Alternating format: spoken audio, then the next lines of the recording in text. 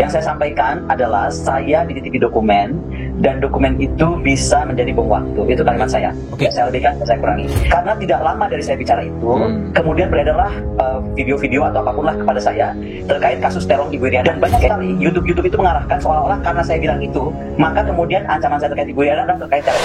Bismillah, assalamualaikum guys. Berjumpa lagi di channel Jurnal Terupdate. Jadi minggu-minggu ini memang Bu Iriana diterpa isu kabar yang tak sedap. Diduga difitnah orang yang tidak bertanggung jawab dengan menumpang pernyataan dari Bu Kony soal dokumen penting milik Hasto Kristianto, guys.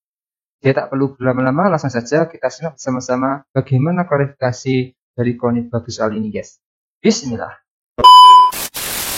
Bu Kony, setelah Mas Hasto ditetapkan sebagai tersangka, Bu Kony bersuara cukup keras dan mengatakan bahwa ada bukti yang dititipkan oleh Mas Hasto kepada Bu Kony. Bisa dijelaskan seberapa kuat sebetulnya bukti yang diberikan oleh Mas Hasto kepada Bu Kony? Begini, pertama mesti dikoreksi, kata-kata itu bukan bukti. Yang saya sampaikan adalah saya dititipi dokumen dan dokumen itu bisa menjadi bom waktu. Itu kalimat saya. Saya lebihkan, saya kurangi. Dan saya bilang dokumen ya, artinya saya tidak bilang saya pegang video, saya tidak bilang saya pegang foto. Kenapa ini bisa saya sampaikan? Karena tidak lama dari saya bicara itu, kemudian beredarlah video-video atau apapun lah kepada saya terkait kasus teror Ibu Iriana. Dan banyak sekali YouTube itu mengarahkan seolah-olah karena saya bilang itu, maka kemudian ancaman saya terkait Ibu Iriana adalah terkait teror itu. Saya adalah orang yang sama sekali tidak mengurusi hidup pribadi orang. Karena saya sudah mengalami bagaimana ketika saya bersuara keras sejak Gibran kasus MK, itu suara saya terkeras kepada negara adalah ketika MK diacak-acak. Saya itu orang yang nggak pernah turun ke jalan. Hari itu saya turun ke depan istana. Apa yang dapat saya dapatkan adalah kasus file militer saya yang menjadi rahasia pengadilan militer, itu tentang urusan rumah tangga, itu bisa dipublish keluar dan dipakai untuk alat mendiskreditkan. Makanya saya paling benci hal-hal seperti itu, dan saya ulangi sekali lagi, yang saya pegang adalah dokumen. Ya, bukan yang bukti, kedua, guys, ketika saya menerima dokumen, sudah pasti saya bukan orang bodoh dan Pak Hasto juga orang pinter kan. Kami tidak bisa menerima begitu saja, pasti ada perjanjian antara kami bahwa saya hanya sekedar dititipi, sehingga hak untuk mengeluarkan, mengedarkan, memindahtangankan, mentransfer dan lain dan sebangsanya itu hanya ada di tangan Pak Hasto Kristianto sebagai pemilik dokumen. Tapi menariknya dari sini adalah begini, ketika saya baru menyebut begitu, perhatikan misalnya salah satu Twitter kakak Akbar Faisal, beberapa hari lalu ya, 2 hari lalu, dia bilang cuma satu kalimat aja, 32 dokumen. Saya langsung telepon Mas Hasto, apa sih nih 32 dokumen? Gitu kan, maksudnya Pak Akbar Faisal ini apa? Ternyata memang banyak dokumen-dokumen yang tadinya tidak sampai 32, yang saya pegang tidak sampai 32. Tetapi itu menjadi 32 karena banyak sekali orang datang kepada Pak Sekjen membawa bukti-bukti dan berkas-berkas lain. Kalau sekarang saya dikejar-kejar, banyak sekali mengejar-ngejar, Bu Kony kalau cinta NKRI ini buka gitu kan. Satu, saya bukan pemilik. Yang kedua, ketika kita membuka sebuah rahasia negara, kita ini ya, di sini kan pegang dokumen itu 3 orang ya. Saya, Mas Hasto, Pak Andi Wijayanto, mantan Gubernur Lemhanas. Kami ini orang pertahanan. Saya dosen di Sesko TNI, Angkatan Darat, Angkatan Laut, Angkatan Udara, Sesko TNI. Kami ini tahu betul berapa besar dokumen ini akan bisa berbahaya atau tidak, dan bagaimana kita harus menghandle. Sehingga saya sampaikan, saya itu berkoordinasi dengan aparat yang saya sebut aparat merah putih, baik dari polisi maupun dari TNI. Karena saya bilang ada juga banyak aparat yang tidak merah putih. Mungkin orang bilangnya parcok lah dan lain-lain. Saya sebutnya antara merah putih atau tidak. Ini semuanya saya harus sebutkan karena begini, masalah dokumen menurut saya itu hanya akan keluar ketika dalam beberapa kasus partai yang oposisi kita, kita nggak menggunakan oposisi. Tapi saya melihat begini, PDIP ini sekarang dianggap seperti seolah-olah sedang dibentuk menjadi partai musuh bersama. Aneh saya, aneh sekali. Padahal ketika tadi disampaikan ya oleh pada saat pembukaan tadi, oposisi atau partai yang tidak sama dalam pemerintah itu perlu sebagai check and balance gitu. Jika ini ditekan, dan saya mengalami penekanan itu, saya nggak akan curhat di sini karena bukan tipe saya curhat, tapi penekanan itu banyak. Lawyer saya itu mundur karena diancam. Kalau terus bantu Bu Kony, kami akan menindak anak kamu, istri kamu dan lain-lain. Jadi ada tekanan seperti itu. Nah, padahal kalau semua orang ditekan seperti itu, akan terjadi resistensi eksternal. Apa sih resistensi eksternal? Dalam beberapa kasus ketika orang yang berbeda dengan pendapatnya atau berbeda alurnya dengan pemerintah, which is dia tuh maksudnya untuk check and balance, itu kemudian dia di-press terus, dia akan cari sebuah sistem di luar.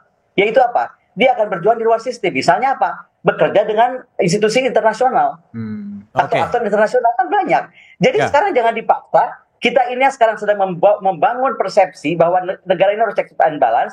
Ada yang berbahaya jika ini diteruskan, bahwa menganggap PDIP itu musuh bersama, seolah-olah common enemy gitu. Karena dia Oke. tidak masuk dalam KIP. Itu kan jadi aneh. Baik, bukan nih PDIP sebagai musuh bersama, dikonstruksikan sebagai Ada musuh asumsi bersama. seperti itu Baik, sedang sebentar. dibuat. Saya ke Pak Hendarsam. Pak Hendarsam, betul nggak sih ada analisa bahwa sekarang PDIP dianggap sebagai musuh bersama?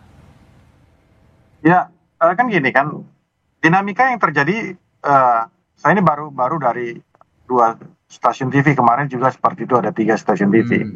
Bahwa kalau kita bicara PDIP sebagai musuh bersama, ya ini kan kontradiktif dengan apa yang spirit yang dikatakan dan dinyatakan oleh Bu Megawati itu sendiri sebenarnya.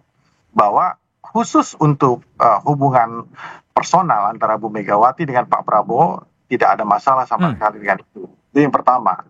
Yang kedua, ya bahwa kedua tokoh bangsa ini kan mempunyai 2 faktor utama sebenarnya, ya, yaitu faktor historis. Mereka berdua ini pernah berpasangan untuk maju sebagai capres dan cawapres. Kemudian juga tidak pernah ada tentang masalah perbedaan atau masalah pribadi antara mereka. Itu yang pertama. Yang kedua adalah aspek ideologis itu sendiri. Baik itu Partai Gerindra dan PDIP maupun Pak Prabowo dengan Bu Megawati. Bahwa Partai Gerindra dan dan PDIP mempunyai kesamaan ideologi sebenarnya. Dan ini sebenarnya kan bisa kita lihat ya dari pernyataan Bu Mega pada saat perayaan ulang tahun dari PDI pada saat itu, menyatakan tentang masalah makan bergizi gratis. Beliau tidak memprotes atau tidak tidak menolak dan menentang masalah itu, tapi hanya Mas Bowo, coba perhatikan apakah 10.000 itu cukup atau tidak. Karena apa? Ada kesamaan ideologi. Ada kesamaan ideologi ya? Ada kesamaan. Jadi kalau bicara PDI dikatakan sebagai musuh bersama, untuk pemerintahan Pak Prabowo sudah pasti clear tidak ada tentang masalah itu. Oke guys, jadi ini pengamat militer dan guru besar bidang hubungan internasional di Universitas Negeri Saint Petersburg, Rusia, Koni Bakri, akhirnya klarifikasi soal isu tak sedap yang sedang menerpa Ibu Iriana Pak Jokowi guys. Karena tidak lama setelah Bu Koni bilang soal dokumen titipan Hasto, kemudian beredarlah video-video terkait Ibu Iriana. Dan banyak sekali pihak yang mengaitkan hal itu dengan Bu Koni guys. Bu Koni menegaskan bahwa dirinya paling anti dengan masalah pribadi seseorang. Apalagi dirinya juga sering mendapatkan serangan urusan pribadi sejak dia bersuara keras menentang keputusan MK yang meloloskan Gibran. Jadi kesimpulannya memang sepertinya ada yang sedang menumpang pernyataan Bu Koni untuk melempar isu murahan, seolah-olah videonya ada sama Bu Koni. Parah banget ini guys. Jadi setelah Ibu Koni mengklarifikasi, akhirnya semua tahu apa yang terjadi sebenarnya. Memang ada pihak-pihak yang sedang menggiring dan melempar isu murahan kepada Bu Iriana lewat pernyataan dari Bu Koni Bakri ini guys. Jadi mungkin itu yang bisa saya jelaskan untuk video kali ini. Bagaimana menurut kalian soal video ini? Tulis komentarnya di bawah ini ya guys. Saya pamit dulu. Assalamualaikum warahmatullahi wabarakatuh.